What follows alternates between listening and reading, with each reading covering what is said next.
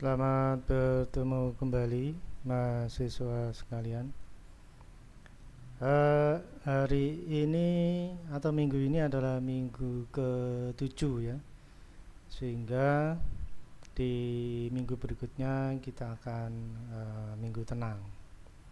Untuk minggu yang ke-7 ini saya membahas tentang implementasi dari apa yang kita pelajari sebelumnya. Itu ada op-amp, ada ADC, ada DAC ya. ADC itu adalah analog to digital converter, lalu DAC itu adalah digital to analog converter. Implementasi yang dimaksud adalah biasa digunakan di industri ya. Jadi kalau di industri implementasi dari op-amp, ADC dan DAC itu seperti apa gitu ya. Baik, kita lanjutkan materi kita hari ini. Kita mulai dari op-amp ya. Jadi op-amp yang kita bahas kali ini saya kasih contoh untuk op-amp seri LM358. Op-amp mempunyai penguatan tegangan yang tinggi. Nah, ini tentunya menjadi sebuah manfaat ya bila kita gunakan untuk keperluan-keperluan tertentu ya. Contoh ya, jadi misalkan di sini ada sebuah tabel yang saya ambil dari datasheet op-amp LM358. Di kolom paling kiri ini adalah gain ya. Ini kalau misalkan kita kombinasikan resistor output terhadap resistor input ya. Ini sudah kita pelajari minggu-minggu yang lalu. Kombinasinya seperti apa? Namun apabila kondisi yang Anda perhatikan di kolom yang tengah ya, di mana ini kondisi silent itu berarti tidak ada input. Nah, pada saat tidak ada input, maka amplitudenya kecil sekali. Nah, ini menimbulkan atau ini memberikan manfaat low noise ya. Jadi desisnya kecil sekali. Jadi tidak ada input, itu desis yang ditimbulkan kecil sekali. Karena dia secara otomatis menurunkan penguatan. Ya, amplitudenya langsung kecil dengan harapan tidak terjadi derau ya, atau noise. Nah, namun bagaimana dengan kolom yang paling kanan ya? Di sini kondisi loud knock. Jadi kondisi saat input maksimal ya, atau inputnya keras ya, atau loud itu istilahnya keras. Jadi kalau input besar ya, itu ada di kolom yang paling kanan ini. Anda lihat di sini amplitudenya atau penguatannya itu besar sekali ya. Bahkan Anda perhatikan di sini perbandingannya ya. Apabila kondisi tidak ada input, ya noise-nya kecil karena penguatan kecil. Nah, namun pada saat inputnya suaranya besar ya, maka penguatannya juga ikut besar.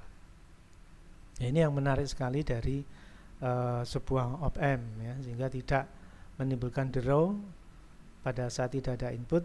Namun bila ada input, maka penguatannya besar sekali. Nah, ini yang menarik sekali dari op-amp.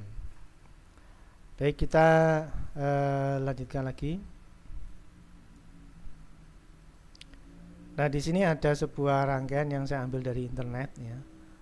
Serinya sama, op-amp LM358 ya, sebagai sound detector ya, sebagai deteksi suara. Nah, ini yang biasanya mungkin ditemukan di masyarakat ya. Mungkin ada suara tepuk tangan untuk mengaktifkan saklar on off misalkan, relay on off misalkan. Nah, itu biasanya menggunakan sound detector. Ya, di rangkaian ini terlihat ada input berupa mikrofon sebagai sumber suara. Mungkin suara keras itu biasanya dari tepuk tangan, ya. Dari tangan itu kalau ditepuk itu keras sekali lah. Ini masuk ke input mikrofon. Lalu di sini ada op amp yang Anda perhatikan, ini fungsinya sebagai komparator, ya. Jadi kalau Anda lihat di sisi pembanding, ya, di sisi pembanding di sini di non invertingnya ini ada dua resistor yang sama besar, maka di sini akan mempunyai tegangan setengah dari tegangan sumber. Dan apabila tegangan input ini kurang dari atau lebih dari tegangan di komparator, itu akan mempengaruhi output dari op amp menjadi high atau low, ya. Secara ilustrasi ada di grafik yang bawah ini, ya. Jadi di sini kalau Anda lihat pada garis merah ini adalah tegangan referensi yang ada pada pertemuan dua resistor dengan nilai yang sama ini. Dia akan membagi dua sama besar dari tegangan sumber, sehingga kalau tegangan sumbernya misalkan 5 volt, maka di sini adalah 2,5 volt. Nah, yang menarik adalah yang biru. Nah, yang biru itu adalah tegangan sinyal input dari mikrofon. Ya, bisa jadi tidak ada sinyal, bisa jadi ada sinyal, ya. Jadi bentuknya ini mulai dari tidak ada sinyal sampai ada sinyal, lalu ada kalanya sinyal itu hilang.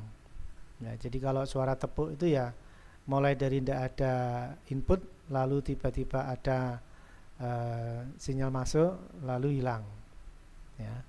Nah, kondisi ini ternyata membuat sebuah output yang membandingkan antara sinyal input, ya, yang biru ini dengan tegangan komparator yang berwarna merah, ya. Jadi pada saat tegangan komparator itu lebih besar dari tegangan input, maka outputnya adalah low, ya. Yang hijau ini outputnya, ya.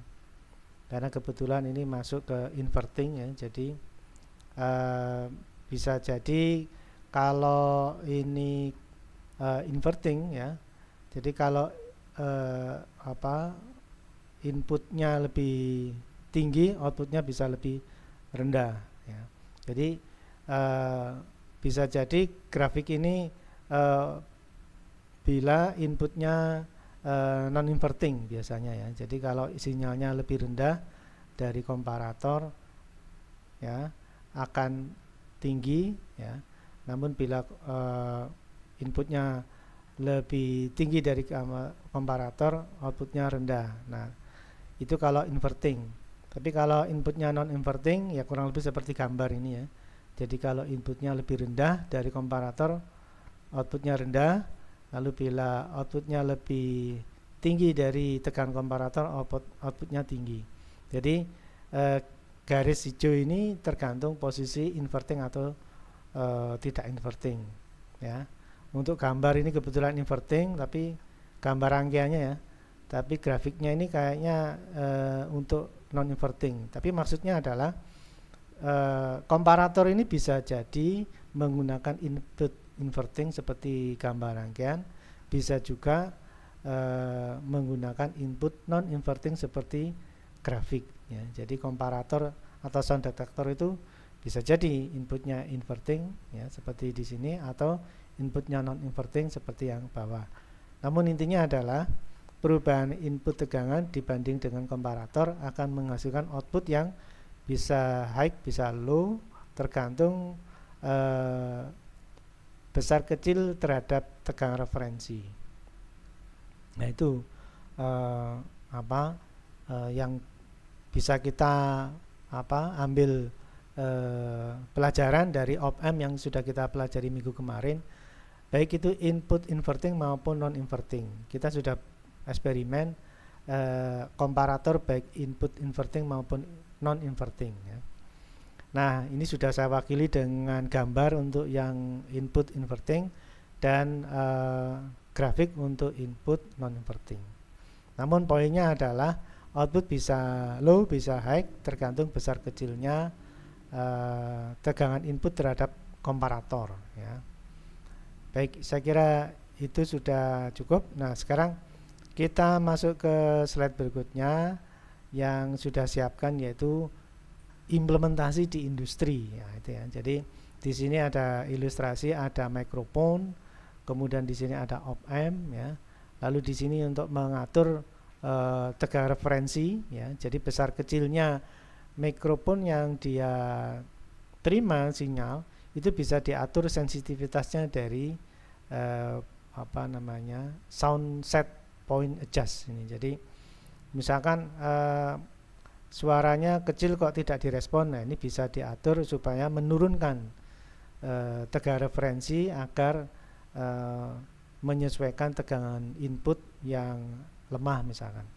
Namun kalau tegangan inputnya terlalu tinggi, nah ini bisa digunakan untuk mengatur juga untuk menaikkan tegangan referensi agar mengikuti level tegangan mikrofon ya. Jadi ini digunakan untuk mengatur tegangan referensi. Jadi kalau kita tadi bahas grafik tadi ya, itu posisi tegangan referensinya itu ada di sound set point adjust ini.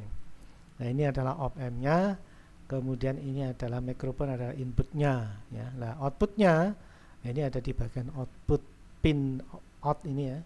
Jadi tegangan ini bisa 5 volt ground, lalu outnya ini bisa mengeluarkan high atau low tergantung input mikrofon. Bisa jadi gini, outputnya itu tinggi, jadi saat tidak ada suara outputnya tinggi atau high. Namun begitu ada suara maka ternyata outputnya low. Nah, kalau begitu berarti op-amp-nya pada input inverting.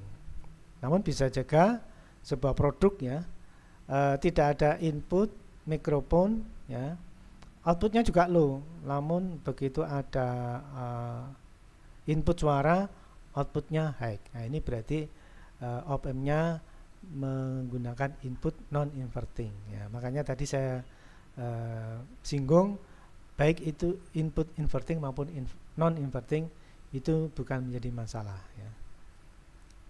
Ini yang salah satu implementasi di industri ya. Op-amp mempunyai penguatan tegangan tinggi, lalu op-amp digunakan sebagai sound detector. Gambaran grafik tadi saya kira sudah cukup mewakili prinsip kerja dari rangkaian. Baik, kita lanjutkan lagi pembahasannya. Nah, sekarang kita coba membahas topik lain yang sudah kita pelajari minggu kemarin, yaitu analog to digital converter ya. Sistem monitoring gas karbon monooksida ini menjadi input dari analog to digital converter. Seperti kita sudah pelajari sebelumnya, ADC itu adalah analog to digital converter. Maka inputnya adalah analog ya, tegangan. Nah, yang mengeluarkan tegangan itu biasanya adalah sensor ya. Jadi seperti ini ada sensor karbon monooksida ya, karbon monooksida. Nah, ini digunakan untuk mendeteksi tingkat karbon yang ada di sekitar sensor ya. Nah, outputnya adalah tegangan ya. Jadi misalkan di sini ada data dari datasheet yang saya ambil dari sensor gas MK7 ya. Nah, ini ada salah satu poin di antara data spesifikasi sensor gas tersebut, yaitu pada kolom detection range ya. Kemudian di sini ada output voltage. Ini berarti outputnya ya. Outputnya itu bisa mengeluarkan tegangan 2,5 volt sampai 4,3 volt ya. Ini outputnya ya, outputnya. Kemudian di sini ada sebuah data spesifikasi ya, berarti ya.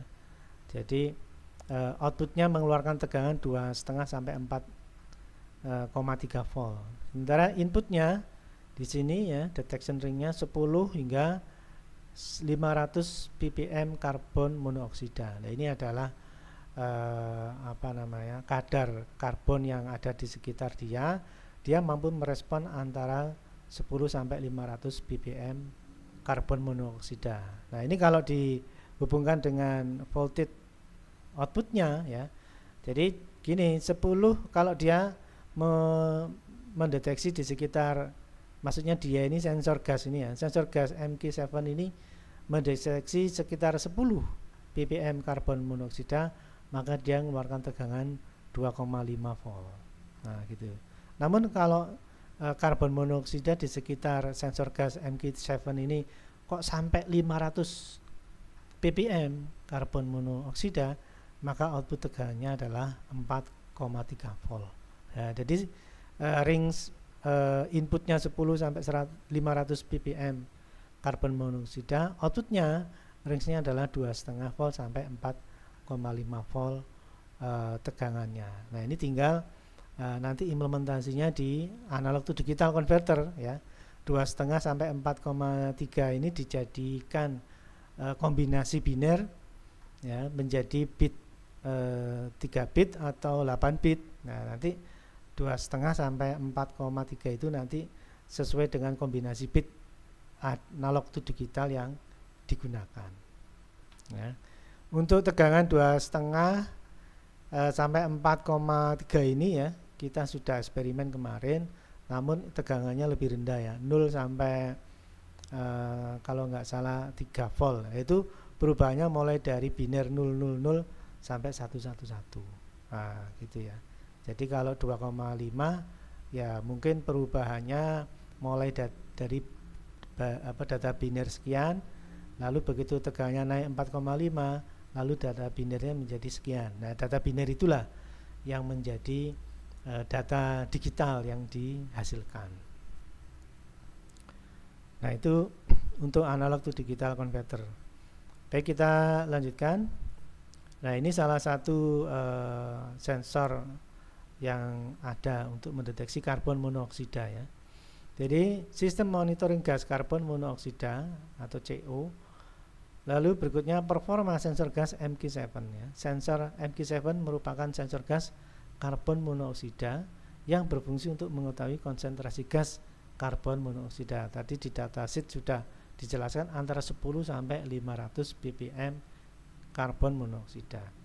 Di mana sensor ini adalah salah satunya ya, salah satu dipakai dalam memantau gas karbon monoksida. Jadi di sini ada sensor gas, nanti data binernya ya bisa jadi muncul di atau tampil di biner output ya, misalkan tergantung ini serial apa paralel ya.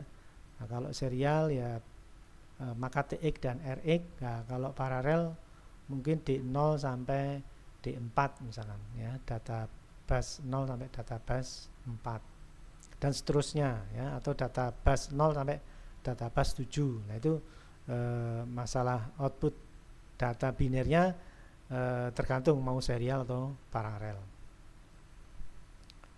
Nah, ini salah satu implementasinya ya di industri ya, karena ini sudah dalam bentuk produk ya, dalam bentuk produk. Nah, baik, kita lanjutkan. Nah, ini penjelasannya. Sensor ini memiliki range pembacaan konsentrasi sebesar 10 sampai 500 ppm CO karbon monoksida. Sensor ini memiliki sensitivitas tinggi ya, dan waktu respon yang cepat. Keluaran yang dihasilkan oleh sensor ini adalah berupa sinyal analog atau tegangan. Sesuai data sheet tadi itu tegangannya antara 2,5 sampai 4,3 volt.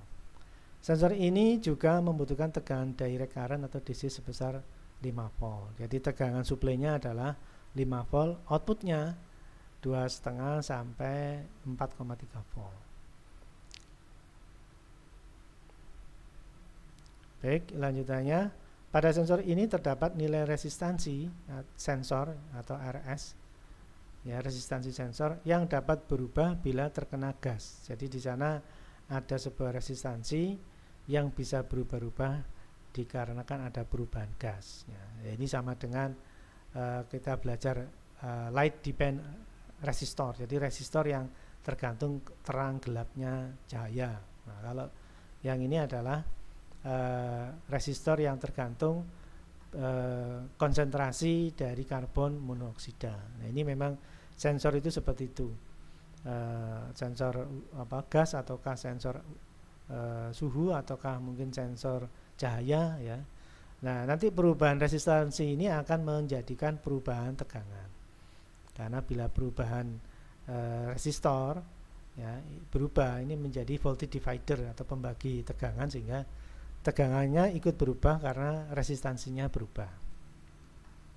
Nah, perubahan tegangan itulah yang akan masuk ke bagian analog to digital converter. Kemudian resistor sensor ini ya dapat berubah bila terkena gas dan juga sebuah pemanas yang digunakan sebagai pembersih ruangan sensor dari kontaminasi udara luar ya. Sensor ini memerlukan rangkaian sederhana serta memerlukan tegangan pemanas atau power heater sebesar 5 volt ya, untuk men-setting ke konsentrasi awal yaitu 10 ppm, yaitu ternyata dipanasi lebih dulu ya. Nah, ini resistansi beban atau load resistant, dan output sensor dihubungkan ke analog to digital converter. Nah, outputnya perubahan tegangan 2,5 sampai 4,3 tadi dimasukkan ke converter yang kita eksperimenkan kemarin. Nah, nanti outputnya adalah data-data digital atau kombinasi high dan low yang mewakili perubahan tegangan. Dari yang kita bahas tadi, sehingga keluaran dapat ditampilkan dalam bentuk sinyal digital atau kombinasi data biner. Nah, itu adalah salah satu bentuk dari implementasi analog to digital converter dengan input sensor gas yang mendeteksi kondisi atau konsentrasi dari karbon monooksida. Oke, kita lanjutkan penjelasannya. Nah, ada lagi potensiostat ya, yaitu pengujian elektrokimia modern untuk menganalisis karakteristik suatu larutan berupa arus potensial. Nah, bisa jadi sebuah potensio yang di dalamnya adalah perubahan resistansi juga, namun yang merubah dia adalah konsentrat ya, konsentrat atau larutan. Nah, dari kadar larutan yang ada akan mempengaruhi arus potensial. Nah, ternyata bisa mengatur atau merubah resistansi dalam potensiostat.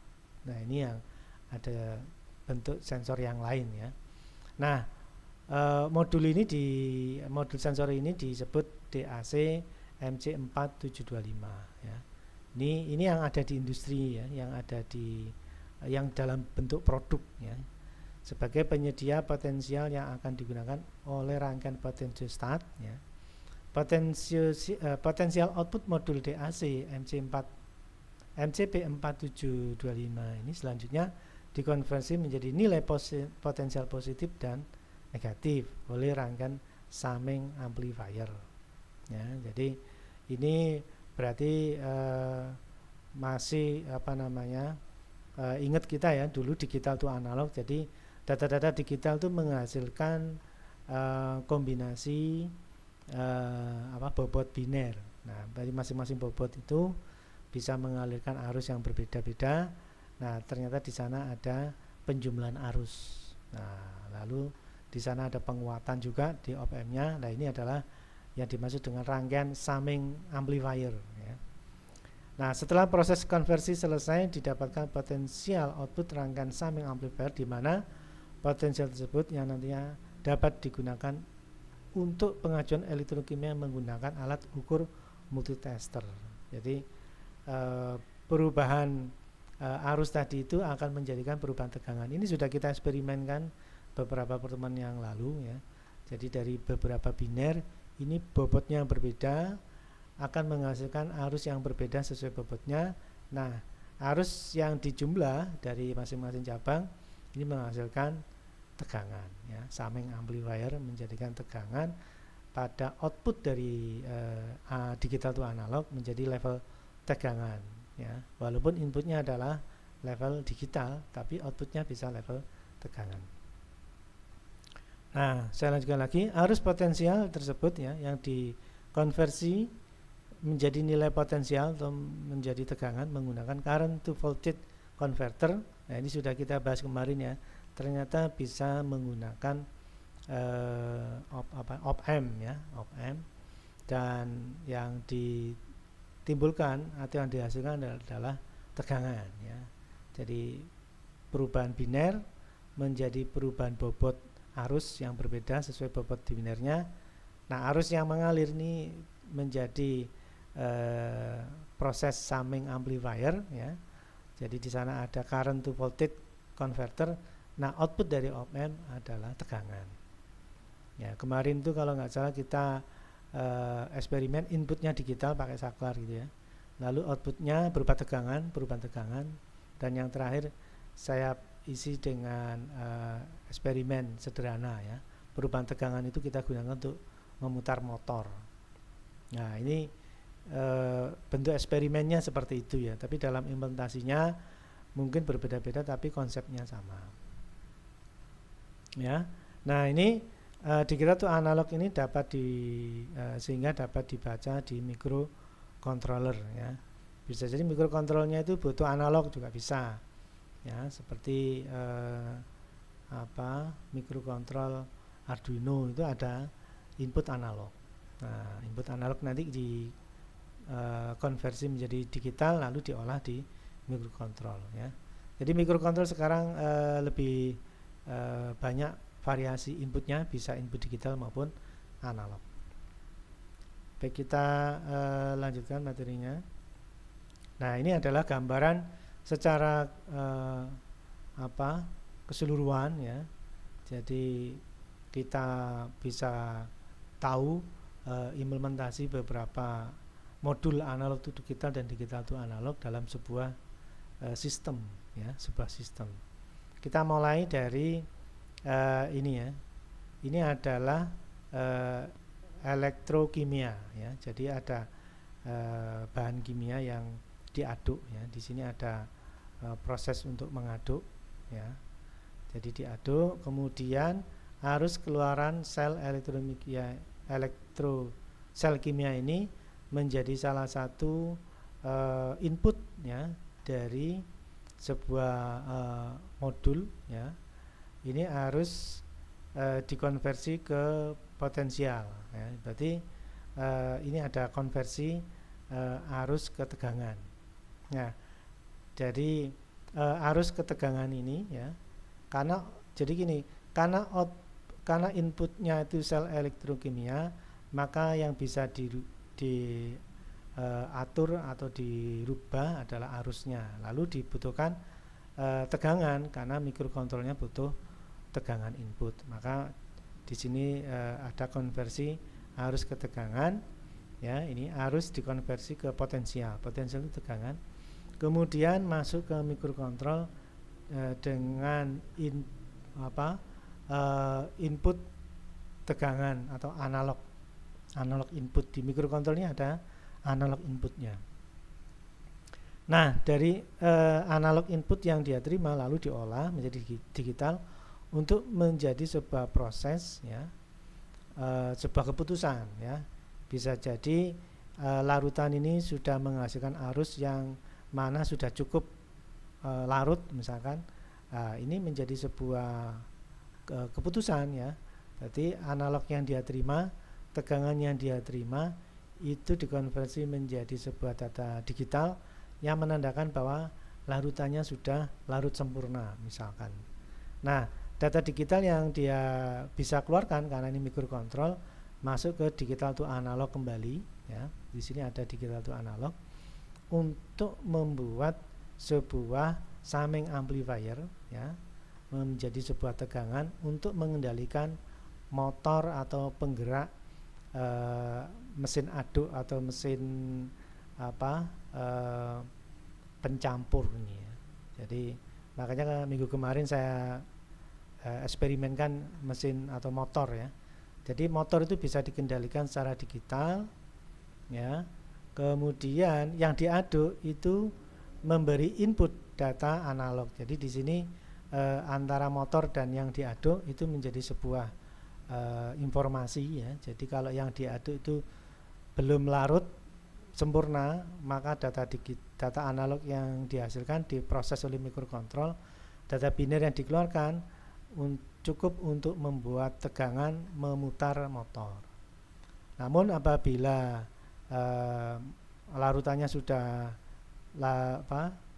larut sempurna, ya, tidak ada tidak ada partikel yang belum larut, maksud saya, maka tegangan yang dihasilkan bisa diterjemahkan oleh mikrokontrol bahwa sudah larut sempurna.